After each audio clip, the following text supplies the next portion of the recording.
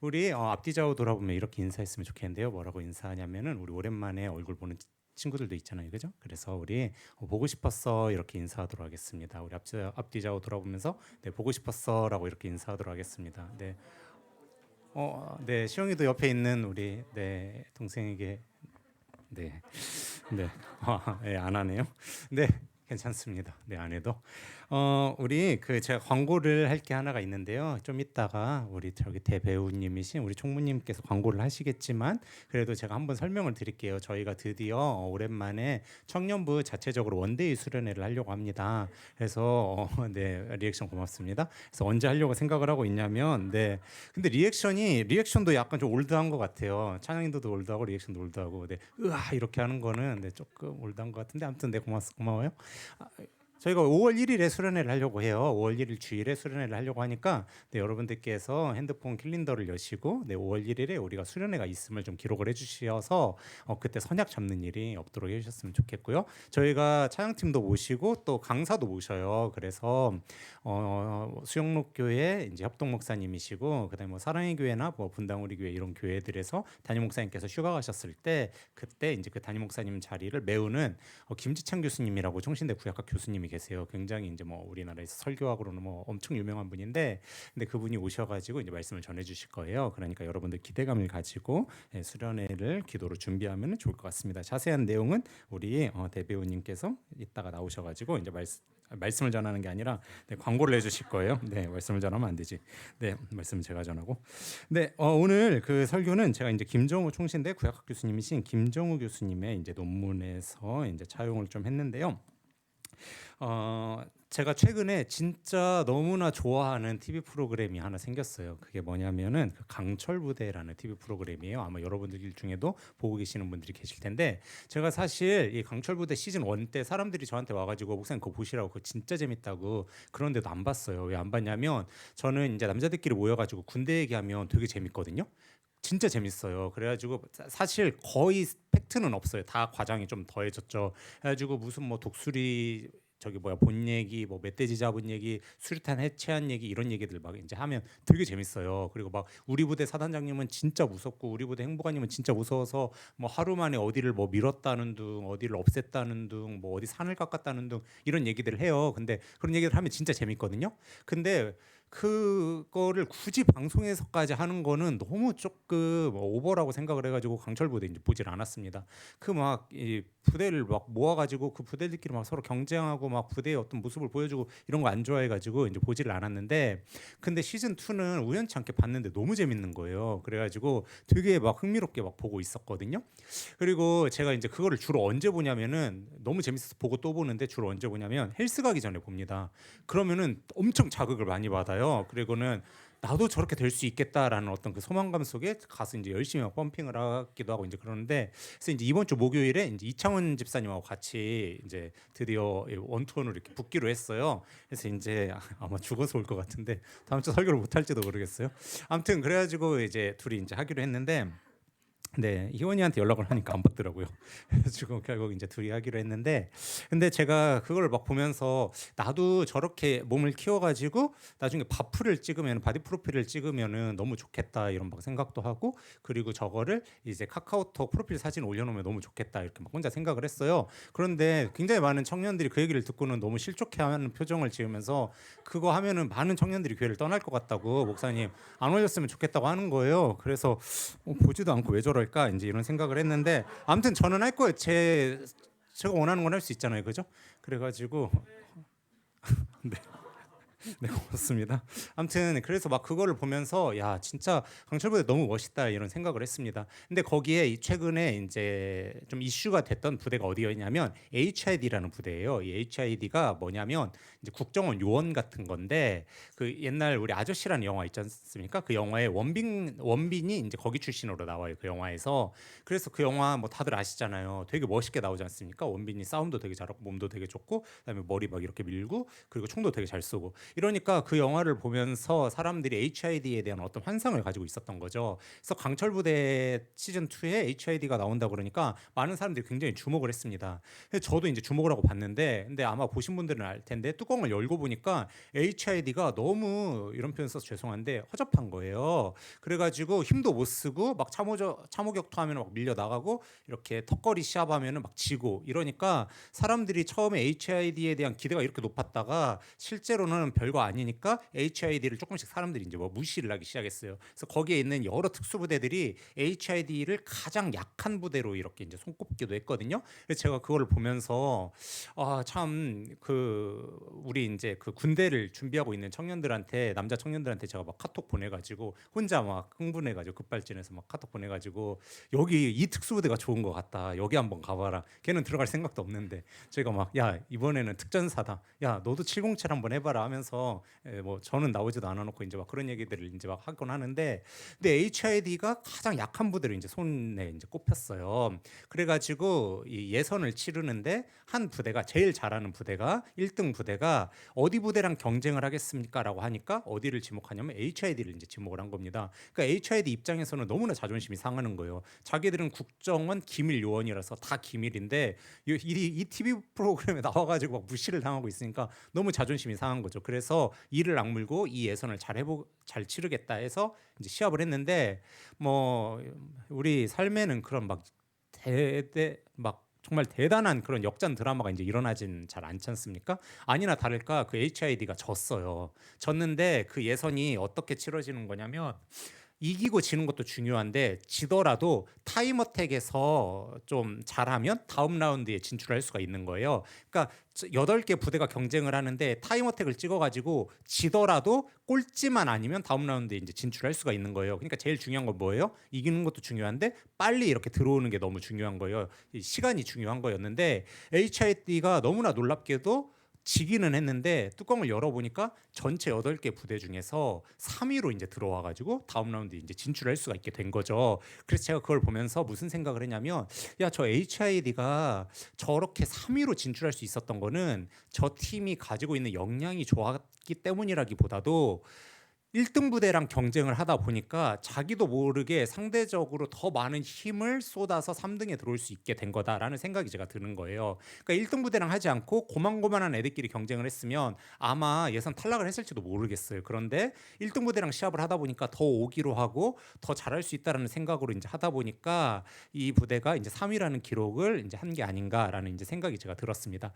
그걸 보면서, 야, 우리 삶에 저렇게 1등 부대랑 경쟁을 해야 되는, 또 무시를 받는 저런 참 겪고 싶지 않은 일들이 일어난다 하더라도 그 일이 전화위복이 돼가지고 좋은 결과로 주어지는 경우도 있을 수 있겠구나라는 생각을 이제 제가 했어요. 그러니까 우리 삶에 1등하고 경쟁을 해야 되는 굉장히 힘겨운 일이 있다 하더라도, 지는 일이 있다 하더라도 결과적으로는 그게 괜찮을 수도 있음을 제가 이제 그 프로그램을 보면서 이제 깨달았는데, 근데 또 한편으로는 무슨 생각이 들었냐면, 제 삶을 돌이켜 봤을 때 과연 늘 힘들고 어려운 일들이 바뀌어서 전화 위복이 되었는가 생각을 해보니까, 제 삶에는 그런 경험보다도 그렇지 않은 경험들이 훨씬 더 많았음을 이제 제가 생각을 해보게 되었어요. 그리고 아마 청년들의 삶에도 화가 바뀌어서 복이 되는 경우도 분명히 있었겠지만, 화가 바뀌어서 복이 되지 않았던 경우도 굉장히 많이 있었을 겁니다. 그래서 설교 단상에서 무엇을 하는 게 약간 두렵고 무엇을 하는 일이 꺼려지냐면, 여러분 어려운 일을 지금 겪고 있다 하더라도 괜찮습니다. 왜냐하면 그 일이 바뀌어서 좋은 일이 생길 거예요. 그래서 전화 위복의 하나님입니다라는 이야기를 하는 것이 늘 조심스럽습니다. 왜냐하면 여러분들 중에 어려움을 겪고 있는 어떤 친구들은 그 어려움을 겪은 지 몇 년이 되었는데도 아직도 희망찬 소식이 조금 더 들려오지 않는데, 그 절망 속에, 그 절망 아래에 있는 사람들에게 늘 희망의 이야기를 해서 희망 고문을 삼아서 여러분들을 지치게 만들 수는 없기 때문에, 설교 단상에 서는 사람이 희망을 주고 소망을 주는 일은 좋지만 늘 그것만 전달하다가 여러분들이 희망 고문에 마음이 찢기는 일이 생기면 안 될 거라 이런 생각이 들어가지고 목회자로서 전화위복에 대한 희망찬 메시지만 전하는 것이 늘 이제 조심스럽습니다. 그래서 이 오늘도 이 말씀을 들고 서는 제가 굉장히 이제 조심스러운 마음으로 여러분들한테 이제 메시지를 전달을 하는데요. 특별히 저는 이 전화위복과 관련돼서 제 삶에 굉장히 큰 메시지를 주었던 어떤 사건이 있어서 그 이야기를 여러분들한테 좀 들려드리면서 설교를 시작하기를 원하는데요. 저는 총신대 신대원을 전도사로 이제 졸업을 하고 욕심이 좀 많았습니다. 그래서 내가 비록 전도사지만 그리고 결혼도 안 했지만 결혼 안 한 전도사를 전임으로 그것도 대형 교회에서 이제 전임 사역자로 뽑는 경우는 잘 없습니다. 근데 저는 이제 욕심이 좀 많아가지고 내가 전임 사역을 하고 싶다. 그리고 결혼을 안 했고 전도사지만 전임 사역을 하고 싶다 해가지고 이제 대형 교회 몇 곳을 지원을 했습니다. 그때 지원을 할 때 많은 사람들이 저한테 뭐라 그랬냐면, 야 이제 갓 졸업한 전도사를 결혼도 안 한 전도사를 그것도 대형 교회에서 전임으로 쓰는 경우는 없으니까 지원하지 말라 그랬습니다. 왜냐하면 지원하면 내상만 입는다. 떨어지고 탈락하고 상처만 입는다 이렇게 이야기를 했습니다. 그래서 사람들이 다 지원하지 말라 그랬는데 원래 그 옛날 속담에 무슨 말이 있냐면 살아있는 김씨 셋이 죽어있는 최씨 하나를 못 이긴다는 그런 얘기가 있어요. 그러니까 최씨 고집이 얼마나 센지 죽었어도 살아있는 김씨 셋이 못 이기는 거예요. 그런 이제 우리나라 이제 뭐 말이 있을 정도로 그러니까 기천이 3명 와도 제가 죽어도 이제 고집이 너무 세가지고 이제 못 이기고 이제 그런 거죠. 고개를 왜 끄덕이죠? 네, 네. 왜 수긍을 하는지 모르겠네요. 아무튼 이제 그런 거예요. 그래가지고 제가 그 말을 듣지 않고 이제 몇몇 대형 교회 이제 지원을 하다가 어느 한 대형 교회에 이제 가서 사역을 할 수 있게 되었습니다. 그러니까 저는 이제 너무 좋은 기회라고 생각을 했고 그 교회 가서 정말 열심히 해가지고 내가 참 잘해야지, 내가 사역 참 열심히 해야지라고 생각을 해가지고 그 교회 가가지고 막 열심히 하려고 노력을 했습니다. 그리고는 1년이 딱 지났는데 1년이 뭐예요? 2달 지난 후에 제가 알았습니다. 여기 빨리 런해야 된다라는 거를 제가 이제 깨달았어요. 그러고 난 다음 1년이 딱 지났는데 제가 여기 더 있으면 안 되겠더라고요. 그래가지고 제가 담임 목사님을 찾아갔습니다. 그리고 목사님께 얘기했죠. 목사님 그만두고 싶습니다. 그랬더니 목사님께서 절대 안 된다는 거예요. 그래가지고 목사님하고 40분간 이렇게 아주 치열한 논쟁 끝에 결국 이제 붙잡혀가지고 이제 거기 있었어요. 딱 나오는데 비서 집사님이 뭐라 그러냐면 우리 담임 목사님께서 40분간 누구한테 시간을, 되게 바쁜 분이거든요. 40분간 누군가한테 시간을 내준 적도 없고 전도사를 잡아본 적도 없고 전도사를 뽑은 적도 없다는 거예요. 그러니까 좋은 기회라 생각하고 있어라 이제 이렇게 이야기를 하셨습니다. 그리고는 이제 제가 또 그래 한번 다시 마음을 잡고 열심히 해보자 해서 또 열심히 하는데 또 열심히 이제 시작한 지 2개월 만에 또 깨달았어요. 작년에 런 했어야 되는데 이게 내가 안 했구나. 그걸 깨달았습니다. 그리고 나서 이게 이제 정말 거짓말 하나도 보태지 않은 실화인데 집 비밀번호를 바꿨어요. 너무 힘들어가지고. 그래서 0827로 바꿨는데 왜 0827이냐면 2017년 8월 27일에 사임을 해야겠다. 왜냐면 8월에 여름 수련회를 하잖아요. 그러니까 여름 수련회 끝나면 바로 런해야겠다라는 생각으로 집 비밀번호를 0827로 이제 설정을 한 거죠. 그리고 집 누를 때마다 생각을 하는 거예요. 8월 27일 날 도망간다. 8월 27일 날 도망간다 하면서 늘 그렇게 생각을 했습니다. 너무 힘들었어요. 근데 왜 힘들었냐면 힘든 일이 진짜 많이 있었는데 그 중에 하나가 뭐였냐면 안 보시겠죠? 이 설교? 안 보실 거예요. 예. 어떻게 하셨냐면 거기 부장 집사님이, 그분이 진짜 독특한 분이셨어요. 이 부장 집사님께서 교역자는 월요일이 유일하게 쉬는 날이잖아요. 주 6일 근무지 않습니까? 근데 월요일이 유일하게 쉬는 날인데 월요일에 저는 이제 그 포지션이 2개였어요. 그래서 중등부랑 그다음에 그 여중 교목을 하고 있었어요. 예, 그렇게 2 포지션이었는데 근데 여중 교목을 하다 보니까 월요일에 저는 출근을 해야 되는 거예요. 그러니까 저는 주 6일 근무가 아니라 주 7일 근무입니다. 이런 이렇게 초과 근무를 할 수가 없어요. 그리고 너무나 놀랍게도 잘 아실 거예요. 교회는 초과 근무 수당이라는 게 없습니다. 그래서 그때 제 사례비가 얼마였냐면 167만 원이었어요. 그러니까 167만 원을 주고 일주일 내내 이제 노동력을 착취를 한 거죠. 그랬는데 그렇게 막 일을 하고 있는데 근데 그 부장님이 뭐라고 그러시냐면 월요일에 자기랑 좀 시간을 보냈으면 좋겠다고 하시는 거예요. 근데 저는 월요일에 쉬는 날이고 그리고 월요일에 출근도 하고 이러고 그리고 또 월요일에 그날은 선약이 잡혀 있었어요. 그래서 제가 선약 때문에 제가 못 갑니다. 이렇게 이제 얘기를 했죠. 그랬더니 그 부장님께서 굉장히 기분 나빠하시더라고요. 그래서 그런가 보다 했어요. 그리고 저는 선약이 있어서 서울에 잠깐 갔다 왔는데 그 다음 주 주일에 그 부장님께서 선생님들하고 다 모여 있는 교사회의 때 뭐라 그러냐면 그분이 제 페이스북을 뒤진 거예요, 몰래. 그래가지고 제가 선약이 있어서 어딜 갔다 온 거를 알고는 뭐라 그러시냐면, 우리 전도사님은 자기한테 시간도 안 내주고 이렇게 자기가 약속을 잡으려고 그랬는데 딴 데 가가지고 월요일에 논다, 이렇게 이제 발표를 하니까 제가 거기서 그 부장님 멱살 잡고 싸울 수도 없고 그럴 수 없잖아요. 제가 거기서 너무 현타가 오는 거예요. 내가 여기 뭐하러 있는 거지? 이런 취급을 받으면서. 그러면서 이제 굉장히 괴로웠습니다.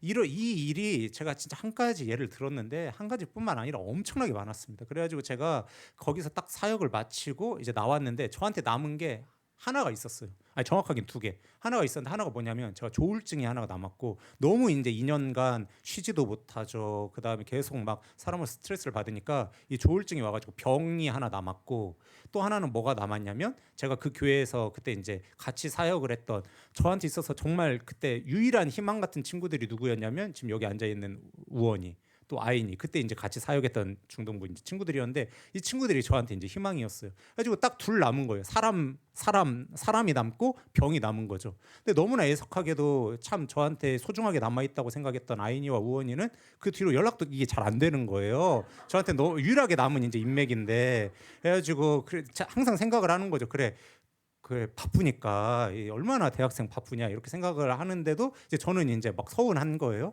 그렇게 이제 제가 시간을 보내면서 무슨 생각이 들었냐면, 하나님은 실패했다. 하나님은 내 인생에 실패한 시간을 주었다. 하나님은 완전하시고 하나님은 완벽하셔서 하나님은 실패가 없으시고 나보다 나를 더 잘하는 분이라고 하는데 그렇지 않다. 하나님은 실패했다라는 생각을 굉장히 강하게 가지는 거죠. 여러분들 중에는 그런 생각을 안 가지시는 분들이 태반이겠지만, 그런 분들이 혹시 계신다면 저처럼 하나님은 실패하신 게 아닌가라는 인생의 경험이 있는 그런 청년들이 있다면, 오늘 말씀을 우리가 같이 나누는 가운데에 하나님이 왜 실패하시지 않는 분인지를 우리가 같이 깨닫는 그런 귀한 은혜의 시간이 되었으면 좋겠는데요. 그것이 오늘 본문에 나와 있습니다. 목사님, 오늘 본문에 보면은 하나님이 실패하지 않는 분이라는 것을 이야기하는 대목이 없는 것 같은데, 어디를 보면 하나님이 실패하시지 않는 분이다라는 것을 보여주고 있습니까? 우리 어디를 보면 되냐면요, 7절을 보면 되는데 7절에 뭐라고 돼 있습니까? 그가 모든 사람의 손에 표를 주시어라고 이렇게 돼 있어요. 뭘 줬다고요? 표를 줬다 이렇게 되어 있는데, 저랑 같이 이제 큐티도 하고 북스터디도 하고 이런 분들은 제가 픽트리라는 성경 어플을 이제 추천을 해드렸어요. 그 어플을 보면은 이제 여기 표를 주신다라는 말의 히브리어가 무엇인지 이제 검색을 해볼 수 있고, 이 히브리어가 성경이 몇 번 나오는지를 검색을 해볼 수 있는데, 제가 다 준비해 가지고 왔어요. 픽트리 까시지 않은 분들도 다 보실 수 있어요. 제가 뭐 판매하는 그런 사람이 아니기 때문에 픽트리 없어도 다 보실 수 있어요. 여기서 그가 모든 사람의 손에 표를 주셨다라는 이야기가 히브리어로 핫함이라는 말인데, 핫함은 욥기에 몇 번 등장하냐면 5번 등장합니다. 5번 등장하는데 이 5번의 용례가 어떻게 되냐면, 여러분이 지금 보시는 대로 별들을 가두었다라는 말에 핫함이 쓰이고, 주머니에 봉했다는 말이 뭔지 알죠? 이렇게 뭐라고 하죠? 영어 단어밖에 생각이 안 나네. 클로즈 뭐라고 하죠? 아무튼 그 봉했다라는 이런 말. 그 다음에 잠궜다라는 말이 한번 나오고, 그다음 두렵게 한다라는 말이 한번 나오고, 그리고 오늘 본문에 한번 등장합니다. 이렇게 총 5번 등장하는데, 여러분 제가 핫함이 무슨 말인지를, 무슨 뜻인지를 설명을 안 드려도 사용 용례를 통해서 여러분들께서 지금 짐작을 하실 수가 있으세요. 어떤 의미로 쓰였겠어요? 어떤 의미로 주로 쓰였습니까? 우리 저기 리액션 좋은 채식 형제 한번 얘기해 보실래요? 일어일문과잖아요, 그죠? 언어에 특화되어 있잖아요, 그죠? 네. 한국 네, 알겠습니다. 네. 이것도 한글이고, 일본어도 한글인데, 한글이 아니라 일본어도 아시아인데, 자, 여러분 무슨 뜻이겠어요? 이게 무슨 뜻인지 제가 설명을 해드릴게요. 핫함은 원래 어떤 뜻을 가지고 있냐면 이런 뜻을 가지고 있어요. 옛날에 편지를 이렇게 붙이면은, 이제 카메라를 저를 비춰주세요. 편지를 이렇게 붙였어요. 봉투를 이렇게 붙이면 여기다가 봉투를 붙일 때 어떻게 합니까? 촌농을 떨어뜨린 다음에 도장을 찍잖아요, 그죠? 그럼 촛농을 떨어뜨리고 도장을 찍는 행위는 무슨 행위예요? 이게 열어보지 못하게 하려고 촛농을 찍는 거잖아요. 그러니까 이렇게 열어보지 못하도록 봉한다는 게 핫함의 원래 뜻이에요. 근데 촛농을 녹인 다음에 여기다 도장을 찍으면 이 도장을 통해서 이 편지를 붙인 사람이 누구인지를 알 수 있잖아요. 옛날에는 가문에 표시가 있었으니까. 그래서 이게 표하다라는 뜻도 있는 거예요. 그러니까 원래 뜻은 무슨 뜻이에요? 봉하는 게 뜻인 거예요. 그러니까 묶어놓는 게 핫함의 원래 뜻인 겁니다. 그래서 핫함은 묶다라는 뜻을 기본적으로 가지고 있어요. 그래서 오늘 본문을 카톨릭과 우리가 히브리어 원문을 가지고 직역한 공동번역에서는 뭐라고 이야기를 하고 있냐면, 공동번역을 보여주세요. 공동번역에서는 이렇게 이야기를 하고 있어요. 공동번역에서는 뭐라고 이야기하고 있습니까? 사람의 손을 모조리 묶으시고라고 이야기하고 있어요. 그러니까 지금 이 본문은 어떤 본문이냐면 무슨 얘기를 하는 거냐면 하나님께서 모든 사람을 어떻게 했대요? 손을 묶어버렸다고 이렇게 이야기를 하고 있어요. 그런데 성경을 갖고 계시는 분들은 1절부터 8절까지 그 9절까지 그 뒤를 쭉 보시면 10절, 11절, 12절 이하를 쭉 보시면 뭐 없으신 분들은 그냥 6절 보시면 됩니다. 6절 보면은 어떤 종류의 이야기가 나와 있냐면 비를 내렸다, 눈을 내렸다, 바람이 불게 했다, 이런 자연과 관련된 이야기가 나와 있습니다. 그래서 이 37장을 주석하는 학자 중에 김치라고도 하는 유대교 랍비가 있습니다. 그 사람이 굉장히 유명한 이 문학서를 해석하는 이 주석가인데, 그 사람 뭐라고 하냐면 이 37장의 배경이 농사 배경이라는 거예요. 그러니까 지금 이 사람은 누군 거냐면 농부인 거죠. 비가 내리고 비와 눈이 굉장히 농사에선 중요한데 비와 눈이 중요한 농부를 지금 어떻게 한 거예요? 손을 묶어 놓은 겁니다. 그러면 여러분 생각을 해보세요. 농부의 손을 묶어 놓으면 그 사람이 어떻게 되겠어요? 농사 망하라는 얘기입니다. 제가 지금은 없는데 한때 정말 좋아했던 제가 약간 오타쿠 같은 기질이 있어요. 그래서 뭐 하나 빠지면 진짜 좋아하는데, 진짜 좋아했던 드라마 프로그램이 뭐냐면 넷플릭스에 지금은 없는데 탑 셰프라는 프로그램이 있었어요. 거의 대부분 안 보셨죠? 네, 아마 모르실 거예요. 유명하지 않아가지고. 근데 탑 셰프라는 프로그램이 있었는데 거기서 경연하는 것 중에 뭐가 있었냐면 요리사의 한쪽 손을 묶고 한쪽 손만으로 요리를 하는 그런 시간이 있었어요. 근데 한쪽 손을 묶어 놓으니까 그 미국에서 손가락 안에 드는 셰프들도 고든 램지 같은 셰프들도 요리를 할 수 있을까요, 없을까요?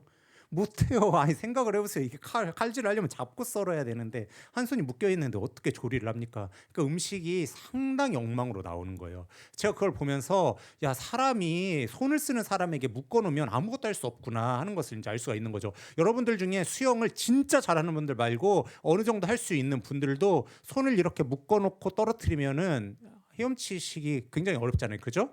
특수부대 아니면은 헤엄치기 어렵습니다. 농부도 마찬가지죠. 손을 묶어 놓으면은 어떻게 돼요? 네, 농사를 지을 수가 없는 거죠. 목회자인 저에게 입을 이렇게 딱 봉해 놓으면 답답해서 터지겠죠. 말을 이렇게 빨리 해야 되는데 느리게만 하라고 그래도 죽겠는데 이거를 입을 봉해 놓으면 어떻게 되겠어요? 그러니까 지금 이거를 손을 묶어 놓은 거예요. 근데 더 놀라운 거, 더 충격적인 건 무엇이냐면 왜 손을 묶었대요? 7절에 여호와가 하시는 일을 알게 하려고 손을 묶었대요. 여러분, 이게 오늘 본문에서 우리가 주목해 보아야 되는 이야기입니다. 그러니까 하나님께서는 우리 인생에 무언가 하나님은 실패하신 게 아닌가 싶은 손을 묶어 놓은 것 같은 아주 답답하고 해결이 안 되는 것 같은 그런 시간을 우리에게 주세요. 손을 묶어 놓는 시간들이 있습니다. 왜 하나님께서 지금 빨리 달려가도 모자랄 판에 왜 나를 멈추게 하시는가 싶은 그런 시간들이 있습니다. 손을 묶어 놓은 것 같은 시간들이 있는데 그때 여호와께서 무슨 이야기를 하시는 거예요? 손을 묶어 놓은 이유가 뭐래요? 그가 지으신 것을 알게 하려 하기 위해서, 그러니까 하나님께서 하실 일을 알게 하기 위해서 손을 묶어놨다라는 거예요. 이게 우리가 주목해 봐야 되는 굉장히 놀라운 사실입니다. 지금부터 그것을 조금 더 풀어드리도록 할 텐데, 오늘 본문을 읽으시다가 여러분들께서 떠오르는 인물이 누구겠어요? 당연히 욥기니까 욥이겠죠. 사실 이거는 욥의 인생을 한 방에 보여주는 겁니다. 여러분, 욥이 어떻게 돼 있어요? 손이 묶여 있습니다. 욥은 원래 어떤 사람이에요? 잘 나가던 사람입니다. 잘 나가던 사람의 모든 것을 하나님께서 앗아가시니까 그의 인생이 한순간에 어떻게 됐어요? 묶이게 되었습니다. 묶이게 되었는데 그냥 묶였을 뿐만 아니라 가장 믿었다고 생각하는 새 친구가 와가지고 옆에서 죄송해요. 제가 이렇게 좀 못 배운 사람이라 자꾸 이렇게 속어만 생각나는데 겐세이를 놓는 거죠. 뭐라고 표현해야 됩니까? 견제요? 견제? 겐세이가 견제니? 그래. 네, 일어일문 아까니까 제가 믿을게요. 아무튼 이렇게 옆에서 계속해서 이걸 놓으면 사람이 진짜 힘든 거거든요. 여러분 생각을 해보세요. 누군가가 뭐 여러분들은 다 지나왔으니까 제가 얘기를 해요. 누군가가 원하는 대학이 있다고 해봅시다. A라는 대학에 지원을 했는데 떨어져. 지원을 했는데 떨어져. 근데 옆에서 붙은 다른 친구들이 와가지고 너는 이게 문제다 저게 문제다 하면은 그 마음이 얼마나 더 괴롭겠어요. 그러니까 원래 우리가 손이 묶여 있는 것도 힘든 일인데 옆에서 사람이 와가지고 이렇게 견제를 놓으면 그럼 더 힘든 거잖아요. 그죠? 그러니까 욥이 굉장히 힘든 시간 가운데 이제 있었거든요. 근데 재밌는 건 뭐냐면 욥은 원래 뭐 하는 사람이냐면 1장, 2장 이런 데 보면은 제사를 드릴 때에 자녀의 수대로 제사를 드립니다. 이게 욥이 하던 거예요.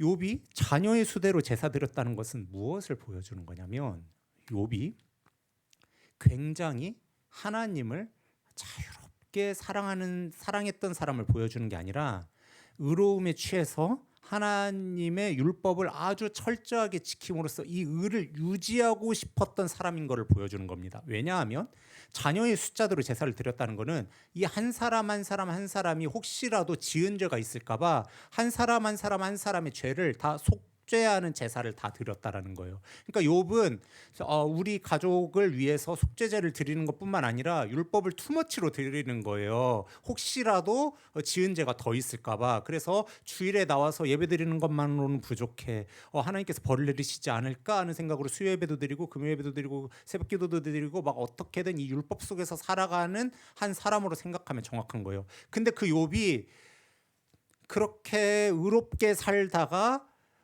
하나님이 묶어놓으신 것 같은 아주 힘든 시간을 지내고 난 다음에 욥이 무슨 고백을 합니까? 내가 그전에는 하나님을 귀로 듣기만 하던 피상적인 사람이었는데 이제는 눈으로 보는 것처럼 하나님을 압니다라고 하면서 하나님의 사랑을 놀랍게 고백하지 않습니까? 이게 욥기가 보여주는 바예요. 따라서 이 욥기의 말씀과 욥기 전체와 오늘 본문의 말씀을 통해서 우리가 알 수 있는 것은 뭐냐면 우리도 때로는 괜찮은 일상을 살아가고 있다가 하나님께서 묶어놓으시고 이 묶어놓는 걸 통해서 우리가 밑바닥을 찍었다라고 생각하는 그 일에 하나님도 안 계신 것 같고 욥이 심지어 여기서 무슨 얘기를 하냐면 그가 왼쪽 오른쪽 위아래 다 돌아봤는데 하나님 안 계신다라는 표현을 해요. 그러니까 하나님이 안 계신 것 같은 하나님이 실패하신 것 같은 수많은 시간들을 보낸 뒤에 욥이 비로소 고백하는 것이 무엇이냐면 여호와를 향한 사랑인 겁니다. 이게 인과관계가 없어 보이지만 실제로 크리스찬들의 삶에서 자주 일어나는 일이에요. 다시 한번 설명드릴게요. 중요한 거니까. 어떤 사람이 살고 있다가 하나님 묶어놓으신 것 같은 심각한 일을 겪었을 때 그 사람 밑바닥을 찍습니다. 그리고 하나님 안 계신 것 같은 수많은 시간들을 고군분투한 뒤에 나오는 것이 그 사람이 만들어지는 것이 무엇이냐면 여호와의 사랑을 고백하고 정금같이 나아오고 하나님께서 원하시는 모습으로 나아가는 하나님을 귀로 듣다가 이제는 눈으로 보는 것처럼 그러니까 인격적으로 하나님을 고백하는 그러한 사람으로 만들어진다는 거예요. 그걸 우리는 요즘 용어로 뭐라고 표현하냐면 뉴노멀이라고 표현을 하는 거죠. 그래서 뉴노멀은 언제 만들어지는 거냐면 손이 묶여 있을 때에만 만들어지는 겁니다. 여러분 일례로 뭐 다른 예 들어드릴 필요도 없습니다. 우리 코로나 전과 후 엄청나게 바뀌었습니다. 뉴노멀이 생겨나고 있어요. 그전에는 사람들이 크게 의식이 없던 위생에 대해서도 아주 철저해질 뿐만 아니라 새로운 노멀들이 생겨나고 있죠. 이거 만약에 국가에서 법을 통해서 만들려고 했어봐요. 만들어졌을까요? 절대 만들어지지 않습니다. 뭐든지 역사는 밑바닥을 찍고 손이 묶여 있는 것을 경험을 해야 새로운 개념이 생겨나고 새로운 사람으로 창출되는 게 늘 역사에서 일어났던 하나님이 사람과 인류와 역사를 다루시는 방법 중에 하나입니다. 그래서 제가 대구 아이고 네 제가 그 설교 초반에 오늘 실수가 많네요.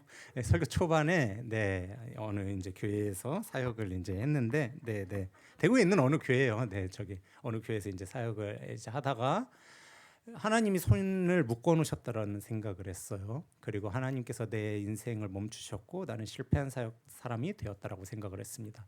그리고는 계속된 사람과의 관계의 압박 속에 제가 어떤 생각을 했냐면 하나님은 실패했고 내 손은 묶여 있고 나는 농부인데 농사는 다 망쳤고 나는 이제 실패했다. 하나님은 내 인생에 실패를 주었다라는 생각 속에 제가 무엇을 결심을 했냐면 목회자가 안 돼야겠다라는 결심을 했습니다. 아마 여기 다 알고 있습니다.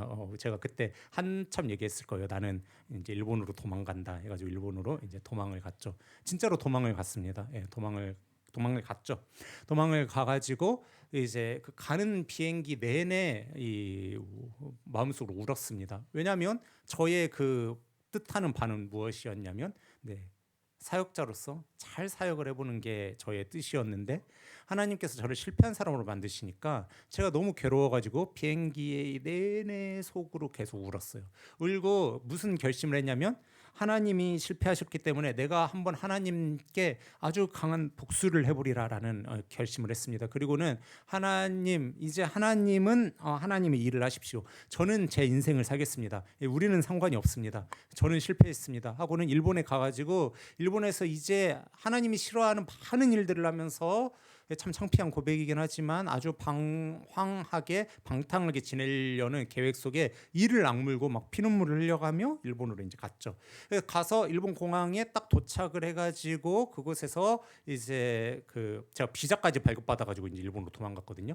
그랬는데 도망을 가서 이제 그곳에서 아주 방탕하게 교회도 다니지 않고 그렇게 살아야지라는 생각으로 딱 갔는데 너무나 놀랍게도 제 비자가 문제가 생긴 거예요. 그래가지고 일본에 딱 가자마자 누구한테 전화를 하지 않을 수가 없었냐면 일본에 있는 제 일본인 친구한테 전화를 하지 않을 수가 없었어요. 그래서 제가 그 친구한테 전화를 했죠. 그래서 그 친구 이름이 이제 마키토인데 후쿠시마 마키토인데 마키토야 내가 비자가 문제가 생겼다. 어떡하냐 그랬더니 걔가 막 웃더니 인생에는 그런 일이 있다는 거예요. 참 일본 애가 저한테 그런 얘기를 하니까 제가 감이 새롭던데 그것도 일본어가 아니라 한국어로. 네, 일본에는 아니 인생에는 그런 일이 있어 그러더라고요. 그래서 자기 집으로 오라는 거예요. 근데 제가 잘 데가 없으니까 어떡해요? 갈 수밖에 없잖아요. 근데 제가 그 밤에 고민을 했어요. 왜 고민을 했냐면 내가 여기서 뜻을 꺾고 그 친구 집으로 가면은 제가 뭔가 또 도망을 갔는데 하나님의 손아귀에 막 붙잡히게 되는 것 같은 거예요. 그래서 저는 어떻게든 여기서 이제 막 방탕하게 이제 살아야겠다는 생각을 해가지고 제가 아무튼 그 밤에 이제 숙소에 가가지고 그 신칸센을 타고 그 친구한테 갈지 안 갈지를 이제 고민을 하는데 방에 딱 들어가는 순간 무조건 거기를 가야겠다라고 생각을 했어요. 왜냐하면 방을 예약을 하고 딱 들어갔는데 거의 그 일본에는 우리 일본에는 그런 데가 많더라고요. 몰랐는데 이 남녀가 분리가 아닌 거예요. 그래가지고 그 침대에 남자 여자가 그냥 이렇게 혼숙이 이제 되는 그런 호텔 일본에는 되게 유럽이랑 일본에는 되게 많더라고요. 여러분 그런 놀란 눈을 뜨고 보지 마세요. 예, 저도 너무 놀랐어요. 그리고는 이제 갔는데 제가 그래 너무 당황해가지고 나 여기 이렇게 여자분들이 있는데 나 못 잔다. 그러니까 바꿔달라 그랬더니 그 일본인이 뭐라고 그러냐면 아유 샤이 그러더라고요. 내가 지금 부끄러워가지고 이걸 못 자겠냐고요. 그래가지고 그래 올라갔어요. 올라갔더니 프랑스 여자분이 저를 막 맞이하면서 뭐라고 그러냐면 여행 왔냐 뭐 왔냐 막 그러는 거예요. 그래서 제가 뭐 아무튼 뭐 왔다고 막 말하기도 힘들고 막 너무 싫은 거예요. 그런데 그분이 뭐라고 그러냐면 담배 피러 올라가자는 거예요. 그래서 제가 아예 난 담배 안 핀다 그랬더니 그러면은 자기가 금방 피고 올 테니까 자기랑 맥주 한 잔하게 잠깐만 기다리래요. 뭐 잠깐 기다려 얼른 도망가가지고 그 이제 그 침대 이제 커튼이 쳐져 있는데 침대에서 막 너무 무서운 거예요. 그분이 말 걸까봐 그래가지고 막 바들바들 떨면서 이제 그 다음날 아침에 일어나가지고 얼른 신칸센 타고 이제 그 친구한테 갔는데 그 친구 아버지가 이제 목사님이셔가지고 뭐 예배를 뭘 안 드려요. 한국에서보다 더 많이 드리지. 그리고 거기는 또 포르투갈 사람도 있고 브라질 사람도 있고 이제 막 일본은 그렇거든요. 그래가지고 이제 예배도 포르투갈어로 드리고 브라질어로 드리고 일본어로 드리고 이제 막 하는데 그리고는 이제 비자가 뭔 잘못됐으니까 유럽으로 또 도망갔어요. 유럽으로 도망가가지고 유럽에서도 또 이제 그렇게 막 어떻게든 이제 하나님의 소나기에서 이제 벗어나 보려고 하고 그렇게 방황하는 시간을 이제 1년을 넘게 이제 보냈죠. 그리고는 와가지고 이제 학원에서 일을 했습니다. 학원에서 일을 하고 하나님은 내 인생을 멈추셨기 때문에 이제 나는 그냥 학원에서 일하면서 내 마음대로 살아야지 이렇게 이제 생각을 했어요. 그렇게 생각을 하다가 이제 우여곡절 끝에 이제 어느 교회에 이제 대학부를 파트 사역자로, 그러니까 주일에만 와서 설교만 하는 파트 사역자로 이제 부임을 하게 된 겁니다. 그래가지고 저는 그때 또 여전히 나는 사역을 할 생각이 없고 여기는 그냥 주일에만 와서 설교만 하면 되니까 내가 뭐 목양을 할 필요도 없고 신방을 할 필요도 없고 그냥 내 맘대로 해야지 이제 생각을 했습니다. 그리고는 가서 딱 주일에 설교만 하고 올 생각이었어요. 그러니까 얼마나 좋아요. 주일에 설교만 하는데도 이렇게 사례비가 따박따박 나오니까 저는 너무 좋은 거예요. 그래가지고 이제 아무런 사역을 할 생각이 없어요. 그리고는 이제 그 교회에 갔죠. 그리고는 가가지고 그 교회에서 이제 설교를 하는데 참 너무나 놀랍게도 청년들이 설교가 끝날 때마다 와가지고 목사님 너무 좋았다는 거예요. 제가 볼 땐 그렇게 좋지 않은데 너무 좋았다는 거예요. 그러면서 막 신방을 해달라고 하기도 하고 뭘 해달라고 하기도 하고 막 그렇게 이야기를 하는 거예요. 근데 저는 그게 너무 이해가 안 갔어요. 왜냐하면 저는 정말 순수한 마음으로 진짜 하나님 나라 일을 하기 위해서 그곳에 간 게 아니었고 저는 하나님께서 저를 실패하게 하셨다라고 생각을 하기 때문에 저는 굉장히 불순한 마음으로 그냥 설교만 하고 그냥 사례비만 따박따박 받을 생각으로 불순한 마음으로 갔는데 그곳에서 너무나 놀라운 경험들을 하는 겁니다. 그러면서 이 사역이 제 마음이 조금씩 회복되는 것을 느끼는데 제가 그 회복되는 것을 느끼면서 하나님께 무슨 이야기를 하냐면 하나님 있을 수가 없습니다. 아니 왜 제가 부푼 꿈을 가지고 그 대구에 가서 사역을 할 때는 저를 스탑을 시키시더니 여기서 그냥 사역에 열심 막 영혼을 사랑하는 그런 마음도 없이 여기서 그냥 사례비나 축적할 마음으로 왔을 때는 왜 이렇게 사역이 그냥 물 흐르듯이 흘러가게 만드시는 겁니까? 하는데도 뭐 하나님 뭐 아무 말씀 없으시죠. 그렇게 이제 생각을 하면서 점점 이제 사역의 이 견문이 넓어지는 겁니다. 넓어지면서 이제 전임 사역까지도 이제 막 하게 되고 전임 사역뿐만 아니라 이제 막 사역의 스케일이 막 점점 커지고 숫자는 막 점점 늘어나고 이제 이렇게 되었는데 근데 제가 그렇게 사역을 하다가 결국 이제 여기까지 오게 됐거든요. 근데 제가 그렇게 사역을 하다가 어느 날 무엇을 깨달았냐면 하나님께서 저의 손을 묶어 놓으셨던 것은 사실은 아주 중요한 이유가 있을 수 있다라는 것을 제가 뒤늦게 깨달았습니다. 무엇을 하다가 깨달았냐면 제가 사역하던 교회에 제가 대학부였고 청년부에 어느 목사님께서 부임을 해오셨어요. 목사님이 부임을 해오셨는데 이 목사님께서 부임을 해오시면서 사역을 내려놓는 시간까지 하루도 빼놓지 않고 청년들하고 싸우더라고요. 와 대단하대요. 어떻게 그렇게 청년들하고 싸우는지. 그리고 더 대단한 건 뭐냐면 그렇게 청년들하고 싸우는데 그 청년들도 또 남아서 끝까지 싸워. 그래가지고 제가 보면서 야 이건 목사님도 대단하고 애들도 대단하고 야 이거 참 서로 대단하구나 생각을 했는데 근데 그 목사님께서 청년들이 찾아가가지고 목사님 9시 넘어서 여자 청년들한테 연락을 하는 거는 굉장히 불편한 일이다. 그러니까 하지 마셔라. 하면 뭐라 그러냐면 네가 사역을 뭘 하냐. 청년 사역은 밤에 하는 거다. 뭐 이런 얘기를 하기도 하고 목사님 우리 리더는 이런 교육이 필요합니다. 이 교육을 했으면 좋겠습니다. 라고 하면은 너네는 지금 그게 필요 없다. 너네는 이 교육을 해야 된다 해가지고 막 자기가 하고 싶은 거 막 들고 오고 성교를 가르쳐 주세요 하면 조직 신학을 가지고 조직 신학을 가르쳐 주세요라고 하면은 저기 헬라어 히브리어 가지고 오고 이러니까 막 너무 막 힘든 거예요. 그러면서 그 목사님께서 무슨 얘기까지 하시냐면 자기가 기도를 진짜 열심히 하고 자기가 진짜 사역을 잘하기 위해서 고군분투하는데 청년들이 안 도와주고 교회가 안 도와주고 이래서 막 그런다라는 이야기를 하는데 제가 머리를 맞은 것 같더라고요. 왜 머리를 맞은 것 같았냐면 저의 대구에서의 모습이 그랬거든요. 제 대구에서의 모습은 어떤 모습이었냐면 제가 열심히 한다라는 그 저의 생각 속에 갇혀가지고 나의 열심 속에 갇혀가지고 내가 다 옳은 거예요. 내가 계획하는 것도 옳고 내가 생각하는 것도 옳고 내가 이렇게 가야 되는 것도 옳고 근데 왜 교회는 도와주지 않나 뭐 기다리고 이런 건 없습니다. 나는 그냥 달려가고 너는 따라오고 이런 생각 속에서 이제 사역을 했던 겁니다. 그러니까 뭐 사역이 잘 될 수가 없죠. 제가 뭐 다 뭐 못한 것도 아니고 제가 다 잘한 거는 아니지만 제가 사역자로서 굉장히 미흡하고 굉장히 미성숙했음을 제가 그때 그 일을 이제 보면서 아주 많이 이제 깨달았습니다. 그걸 제가 깨달으면서 뭘 발견했냐면 아 사람은 뭐 누구나가 다 그런 건 아니고 이제 저에 해당되는 건데 사람은 어떤 걸 잘하고 있을 때 누가 옆에서 조언을 하면 좀 듣더라고요. 뭐 여러분은 모르겠어요. 저 같은 경우는 제가 잘하고 있을 때 누가 조언을 하면 들어요. 근데 제가 욥처럼 점점 밑바닥을 치고 있을 때 누가 옆에서 조언을 하잖아요. 그럼 너무 듣기가 싫어요. 자존심도 상하고 자존감도 상하고 해서 듣기가 싫습니다. 그러다가 언제서야 귀 기울여 듣냐면 밑바닥을 찍은 다음에 아무런 희망이 없을 때에 그때서야 제가 귀 기울여 듣더라고요. 그러니까 하나님께서 수많은 인물들을, 특별히 오늘 본문에 나와 있는 욥을 그냥 나락으로 떨어뜨리시지 않고 완전히 밑바닥을 찍게 하신 다음에야 욥이 새로워지듯이 제가 밑바닥을 찍으니까 그때서야 사람의 얘기가 들려오기 시작을 하는 거예요. 그리고 밑바닥을 찍으니까 뭐가 보이기 시작하냐면 누가 와가지고 저한테 하는 조언이 이게 자존심 상하는 얘기가 아닌 거예요. 이게 들어야 되는 얘기인 거예요. 원래는 제가 어떤 사람이었냐면 오늘 너무나 사랑하는 우리 선생님들이 조금 지각을 하셨어요. 정말 조금. 진짜 조금 지각을 하셨는데 제가 원래 그 조금을 못 참는 사람이었어요. 그래가지고 조금 지각하면 막 얼굴이 막 벌써부터 막 울거락 풀거락 하고 막 전화해라 막 하면서 제가 그걸 막 못 견디는 사람이었습니다. 그래서 제 표어가 뭐였냐면 명문교회는 시간 약속을 잘 지킨다, 이게 제 표어였어요. 그래가지고 거의 뭐 어떤 수준이냐면 선동하는 수준이죠. 명문교회는 시간 약속을 잘 지킨다 이런 수준이었어요. 제가 막 그렇게 하던 사람이었는데 뭘 알게 되었냐면 늦어도 되더라고요. 지각해도 되더라고요. 그걸 알게 됐어요. 진짜로요. 뭐라고 아멘이라고요? 네네네.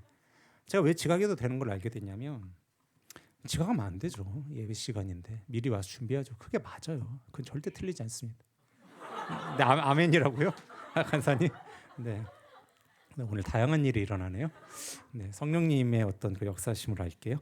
그랬는데 제가 예배 시간이 반드시 지켜져야 되는 사람이라고 늘 생각했어요. 왜냐면 그건 하나님께 올려드리는 거니까. 근데 제가 그 생각에 빠지니까 누구도 봐줄 수가 없는 거예요. 저도 철저해지고 선생님들한테도 철저해지는 거예요. 그러다 보니까 점점 뭐가 사라지냐면 사랑도 사라지고 은혜도 사라져요. 그러니까 그 시간을 철저하게 지키는 우원이는 최고고 그 시간을 철저하게 안 지키는, 예를 들어 실제로 그랬다는 게 아니라 제식이는 최악인 거예요. 제식이 그렇다는 게 제식 시간에서 진짜 잘 지켜요. 그런 사람이 이제 제가 되더라고요. 그래서 누구는 다음 해에 끌고 가고 싶냐면 우원이는 다음 해에 끌고 가고 싶어요. 우원이한테는 교사를 부탁해요. 근데 제식이한테는 그냥 교사 지원서만 그냥 줘요. 그러니까 이렇게 제가 끌고 가는 거예요. 그래서 머릿속에 완벽한 거를 끌고 가려다 보니까 교회의 은혜도 없고 봐주는 것도 없고 용납해 주는 것도 없고 이해해 주는 것도 없는 거예요. 근데 그것을 제가 밑바닥을 찍으니까 나중에는 알겠더라고요. 그래서 많이 봐주면 봐줄수록 사랑 많은 공동체가 되어간다는 걸 제가 깨달았어요. 그래서 그 뒤로는 요즘 진짜 많이 봐주고 있어요. 여러분 잘 모르시지만 진짜예요. 제가 큐티 조금 늦어도 그냥 허허허허 웃고 있고, 저기 그 북스터디도 좀 늦어도 허허허허 웃고 있고, 리더 모임 좀 늦는 게 아니라 안 오시는 분이 가끔 계셔도 내가 웃고 있어요. 물론 속에서는 불이 납니다. 불이 나고 그렇지만 여러분 저뿐만 아니라 우리의 인생에 하나님께서 손을 묶어 놓으실 때가 있습니다. 반드시 있고요. 여러분들께서 그런 시간을 통과를 안 하셨으면 좋겠지만 통과를 하시는 분이 계실 수도 있을 거라고 생각이 듭니다. 그때 여러분들 기억하셨으면 하는 게 있습니다. 하나님은 어디 계시는가? 하나님은 무엇을 하고 계시는가? 하나님은 실패하고 계시는 게 아닌가? 그렇지 않습니다. 여러분 손이 묶여 있을 때 여호와는 뭐 하고 계시냐면 여호와는 오늘 설교 제목처럼 여러분 각자와 싸우고 계십니다. 그래서 여러분 각자 내면에 있는 하나님이 보시기에 올바르지 않은 것, 하나님이 보실 때에 여러분이 자기 의로서 살아가고 있는 것, 하나님이 보실 때에 반드시 고쳐내고 새로운 규범, 새로운 뉴 노멀로서 만드셔야 되는 그런 것들을 하나님께서 여러분 안에 생성하고 계시는 겁니다. 그렇기 때문에 여러분들, 내 손이 지금 묶여 있는 것 같고 내 손이 지금 하나님에 의해서 내가 농부인데도 묶여있는 것 같은 그런 시간이 있고 하나님이 마치 실패해 보이는 것 같은 시간이 있다 하더라도 여러분 괜찮습니다. 왜냐하면 하나님께서 그 시간을 통해서 여러분들을 정금같이 나오게 하실 뿐만 아니라 여러분에게 새 규범과 규정을 가르칠 것이기 때문에 여러분 괜찮습니다. 물론 때로는 그 시간이 매우 많이 긴 것처럼 느껴질 때도 있습니다. 그래서 이렇게 멈춰 있다가는 나는 끝장나겠는데 라고 생각이 드는 때 때도 있을지도 모르겠습니다. 그런데 그때에도 그 시간을 다 보내고 나면 하나님의 일하심을 여러분들이 보게 되는 날이 올 겁니다. 제가 하나님이 실패했다라고 생각을 한 다음에 한참 시간이 지나서야 비로소 하나님께서 그때 이것을 하시기 위해서 나를 멈춰놨구나라는 것을 깨달았듯이 여러분들께서 시간이 멈춰 계시는 것 같은 그러한 시간을 보낸다 하더라도 그것이 당장 오늘, 당장 내일, 당장 다음 해에 작년에 그래서 그랬구나라는 것을 못 깨달아도 괜찮습니다. 왜냐하면 하나님께서 3년 후에, 5년 후에, 때로는 10년 후에 말씀하시는 때가 있기 때문입니다. 그 가수 소양을 데뷔시켰던 그 최인혁이라고 하는 찬양 사역자께서 저한테 해주셨던 이야기가 있습니다. 무슨 얘기를 해주셨냐면 이 얘기를 해주셨어요. 은광아, 내가 1년 만에 하나님께서 깨달으시게 할 때가 있고 3년 만에 깨달으시게 할 때가 있고 어떤 때는 20년 만에 그때 하나님이 내 손을 묶어 놓으셨던 이유는 이것 때문이구나라는 것을 깨닫게 하시는 때가 있었어라는 그런 이야기를 했습니다. 그러면서 너가 겪은 하나님이 손을 묶어놓은 것 같은 때에 실족하고 넘어지면 안 되고 하나님을 신뢰하는 마음으로 기다려야 돼라는 이야기를 저한테 하셨습니다. 근데 그 얘기가 진짜였습니다. 그리고 그 얘기를 여러분들한테 똑같이 들려드리고 싶습니다. 여러분, 손이 묶여있을 때 우리는 자주 실족할 수도 있고요. 왜 우리를 멈추게 하셨는지, 왜 우리를 여기서 기다리게 하시는지 생각될 때가 있습니다. 그때도 여러분 괜찮습니다. 왜냐하면 하나님께서 3년 후에, 1년 후에, 5년 후에, 10년 후에 그 이유를 가르쳐 주실 거고 그 이유는 완전하고 완벽한 이유이기 때문입니다. 그때서야 여러분들은 비로소 하나님께서 진짜 내 생각보다 더 위대한 분이구나 하는 것을 고백하게 되실 겁니다. 당장 내일 인과관계처럼 알 수 있는 것은 아닙니다. 그런데 3년, 5년, 10년, 때로는 20년 후에 알 수 있는 날이 옵니다. 그러면서 최인혁 집사님께서 저한테 최인혁 찬양사역자가 저한테 그런 얘기도 해줬습니다. 당신이 1세대 찬양사역자로서 당신보다 더 잘 나갔던 수많은 사역자가 있었다라는 이야기를 해주었습니다. 그러면서 그 사역자들이 지금은 없다라고 얘기를 했습니다. 왜 없겠습니까? 그들이 하나님이 손을 묶어 놓았던 때에 실족에서 넘어졌기 때문에, 그리고 기다리지 못했기 때문에, 하나님을 믿음으로 인내하지 못했기 때문에 그들이 지금 없다라는 이야기를 하더라고요. 그래서 지금 때론 이해가 안 가더라도 3년, 5년, 10년 기다리면 이해되는 때가 온다라는 이야기를 저한테 해주었습니다.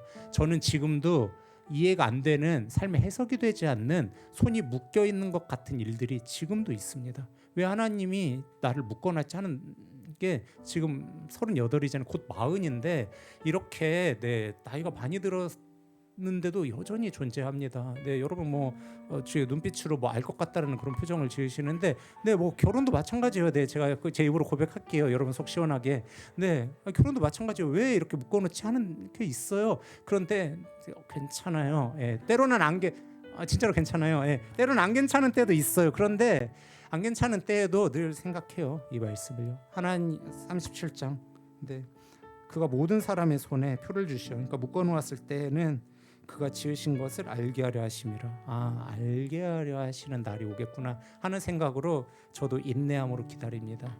오늘 그리고 이번 한 주 제가 겪은 손에 묶여 손을 묶어 놓았던 것 같은 그 일, 내년에 알 수 있겠지, 3년 후에 알 수 있겠지, 5년 후에 알 수 있겠지, 20년 후에 알 수 있겠지 하는 바람으로 살고 있습니다. 그리고 하나님께서 반드시 알게 하실 겁니다. 뿐만 아니라 하나님께서 저의 대구에서 묶어놓았던 일을 수년이 지난 후에 저를 바꾸셔가지고 그 새로운 교회에서 정말 잘 사역을 할 수 있는 사람으로 바꿔가셨던 것처럼 여러분의 삶도 때로는 묶여있는 것 같은 시간이 있다 할지라도 하나님께서 그 일들을 통해서 여러분들한테 새로운 뉴 노멀을 창조하시고 하나님이 원하시는 욥과 같은 모습으로 만드셔서 하나님께서 그가 하신 일들을 알게 하시리라 그렇게 믿습니다. 따라서 우리 좀 묶여있는 것 같은 그런 시간을 보낸다 하더라도 하나님 실패하신 것 아닌가 생각이 드는 그런 시간이 있다 하더라도 여러분들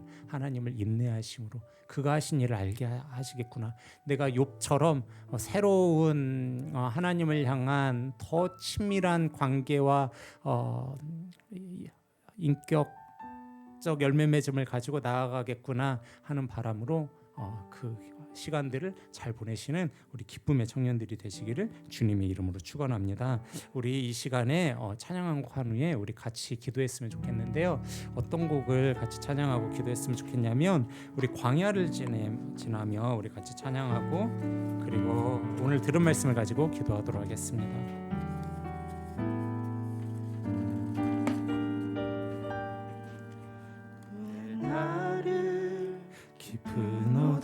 어둠 속에 홀로 두시는지 어두운 밤은 왜 그리 길었는지 나를 고독하게 나를 낮아지게 세상 어디도 기댈 곳이 없게 하셨네.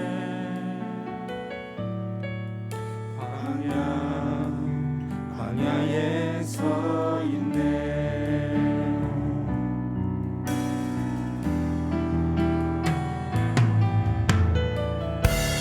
주님만 내 도움이 되시고 주님만 내 빛이 되시는 주님만 내 친구 되시는 광야.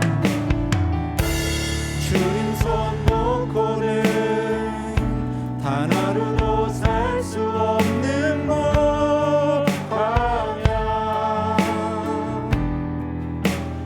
광야에 서 있네. 한 번 더 찬양하시겠습니다. 왜 나를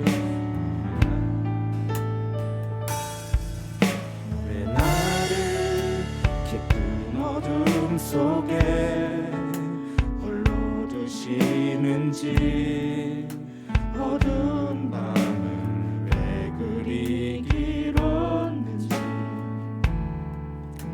나를 고독하게 나를 낮아지게 세상 어디도 기댈 곳이 없게 하셨네.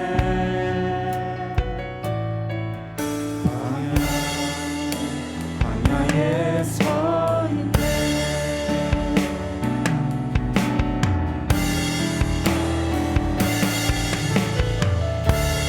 주님만 내 도움이 되시고 주님만 내 빛이 되시는 주님만 내 친구 되시는 광야. 주님 손 놓고는 단 하루도 살 수 없는 곳 광야.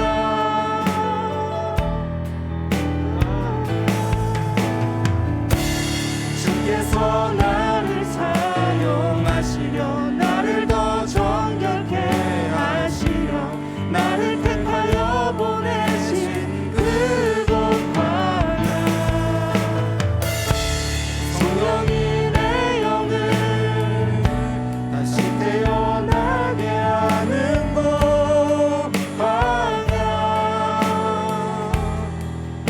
광야에 서 있네. 내 자아가 산산이 깨지고 산산이 깨지고 높아지려 했던 내 꿈도 주님 앞에 내려놓고 오직 주님 뜻만 이루어지기를 나를 통해 주님만 드러나시기를.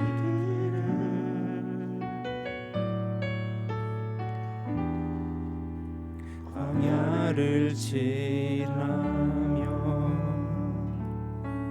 우리 이 시간에 같이 기도했으면 좋겠는데요. 하나님, 제 삶에 지금 광야 같은 시간을 보내고 있는 사람들은 지금 혹은 과거에 광야 같은 시간을 보내고 있었고 그 시간이 아직까지 해결이 되지 않고 있는 분이 있다면 과거의 시간을 생각하면서 하나님, 제 손이 묶여 있는 때가 있었습니다. 또 지금 묶여 있습니다. 이유를 알 수 없는 때가 있습니다. 그렇지만 하나님, 그 일을 통해서 하나님, 욥이 하나님을 깨달았듯이 그리고 설교하는 목사님의 삶이 목회자로서 성도들의 마음을 이해하고 한 사람의 목회자로 새롭게 될 수 있었듯이 또한 신자들이 광야의 시간을 거쳐야만 뉴 노멀, 새로운 개념을 알고 하나님께 좀 더 가까이 나아갈 수 있었듯이 아버지시여, 우리의 손이 묶여있는 수많은 때에 하나님을 이해할 수 없는 때가 있었지만, 하나님이 실패했다라고 느껴지는 때가 있었지만, 아버지시여 그 일을 통하여 오늘 찬양에 배운 것처럼, 또 오늘 말씀을 통해서 우리가 깨달은 것처럼 하나님께서 우리를 새롭게 하시는 줄로 믿습니다. 하나님의 하신 일을 알게 하기 위하여 우리에게 이 시간을 허락하셨는 줄로 압니다. 아버지시여 우리에게 말씀하여 주시옵소서. 아버지 우리를 새롭게 하여 주시옵소서. 우리를 바꿔주시옵소서. 과거에 그런 일이 있었다고 한다면 아버지시여 저의 마음을 어루만져 주시옵소서. 우리 이러한 기도 제목 가지고 이 시간 다 같이 기도하도록 하겠습니다. 기도하시겠습니다. 아버지시여 때로는 우리의 인생에 아버지시여 묶어놓은 것 같은 징그러운 때가 있습니다. 하나님 묶여있는 때가 있습니다. 묶여있는 때에 아버지 묶어있는 것 같은 아버지시여 그런 답답한 시간을 우리가 보내고 있다 하더라도 아버지시여 그 일을 통하여 하나님께서 우리에게 새 규범을 허락하시는 줄로 압니다. 정금같이 나오게 하시는 줄로 압니다. 하나님의 하신 일을 보게 하려 하시는 줄로 우리가 압니다. 아버지시여 때로는 묶여있는 것 같은 아버지시여 하나님이 실패하신 것 같은 그러한 시간을 보내고 있다 하더라도 하나님 그 시간을 통하여 주님께서 우리를 새롭게 만들으시는 줄로 아옵나니 아버지시여 욥에게 하나님의 사랑을 가르치셨듯이 아버지시여 저의 인생에 묶여있는 시간을 통해서 목회자로서 한 발 더 주님께 가까이 나아가는 사람으로 만드셨듯이 아버지시여 여기옷에 있는 많은 주여 수많은 믿음의 선배들을 하나님 묶여있는 광야의 시간을 통해서 새롭게 하셨듯이 새로운 규범과 새로운 관계성을 하나님께서 주셨듯이 아버지시여 우리 청년들의 삶에도 그러한 것들이 있다면 속히 이겨낼 수 있게 하여 주시고 아버지뿐만 아니라 묶여있는 시간들을 통해서 주님께 가까이 나아가게 하시고 주님 원하시는 모습으로 빚어나갈 수 있게 하여 주시고 하나님께서 역사해 주시게 임하여 주시옵소서. 아버지 해결해야 되는 수많은 문제들이 우리 앞에 산재 있습니다. 하나님의 은혜를 구합니다. 주여 해결하여 주시옵소서. 하나님 역사해 주시옵소서. 하나님을 구하고 바라옵나니 주님 다스려 주시옵소서. 하나님 비춰주시옵소서. 하나님 보호하여 주시옵소서. 하나님 인도하여 주시옵소서. 사랑해 주님 감사합니다. 아버지시여 오늘 우리가 이 찬양의 가사처럼 또한 말씀을 통해서 묶여있는 수많은 인생과 또한 묶여있는 때가 있음을 배웠습니다. 그리고 그 일을 주님께서 겪게 하심으로 하나님이 하신 일을 나타내 보이시기 위하여 우리를 때로는 묶어놓으신다라는 것을 알았습니다. 아버지시여 그것이 농부를 손을 묶어놓은 것처럼 굉장히 치명적이고 힘든 일이라 하더라도 아버지시여 그 시간을 보내와야 우리가 정금처럼 나아가는 줄로 아옵나니 정결하게 되는 줄로 아옵나니 아버지시여 욥처럼 주님의 사랑을 깨닫게 되는 줄로 아옵나니 저의 지난날처럼 정말 성도들의 마음도 이해하고 주님 마음에 흡족한 교역자로 조금씩 바뀌어지는 것을 아버지 우리가 오늘 설교를 통해서 배웠사오니 아버지시여 하나님 우리 청년들 중에 지금 손이 묶여있는 것 같은 힘든 시간을 겪고 있는 청년들이 있다면 그 삶을 위로하실 뿐만 아니라 이 일들을 통해서 더 새롭게 될 하나님 그 청년들의 모습을 인내로 기다릴 수 있도록 주님 그 삶에 역사하여 주시옵소서. 또한 과거에 그러한 시간들을 보내서 마음에 상처가 있는 친구들이 있다면 주님께서 그 삶을 위로하시고 하나님께서 그 시간들을 허락하신 그 이유를 가르쳐 주시옵소서. 하나님 기쁨에 있는 모든 청년들 아버지시여 정금처럼 나올 수 있도록 주님께서 그들을 만져주실 뿐만 아니라 하나님 인생에 주님 허락하신 모든 시간들을 인내로 잘 이겨낼 수 있게 하여 주시고 하나님을 신뢰하고 믿음으로써 나보다 더 크신 그 주님을 기대함으로써 이 힘든 시간들을 이겨나가는 하나님 그러한 모든 기쁨의 청년들이 될 수 있도록 주님께서 역사해 주시고 축복하여 주시고 다스려 주시고 붙잡아 주시옵소서. 우리 주님 너무나 필요한 자들이어서 주님을 붙드오니 이 삶에 역사해 주시고 개입하여 주시고 만져 주시옵소서. 모든 걸 주님께 맡기오며 사랑 많으신 예수님 이름으로 기도합니다. 아멘.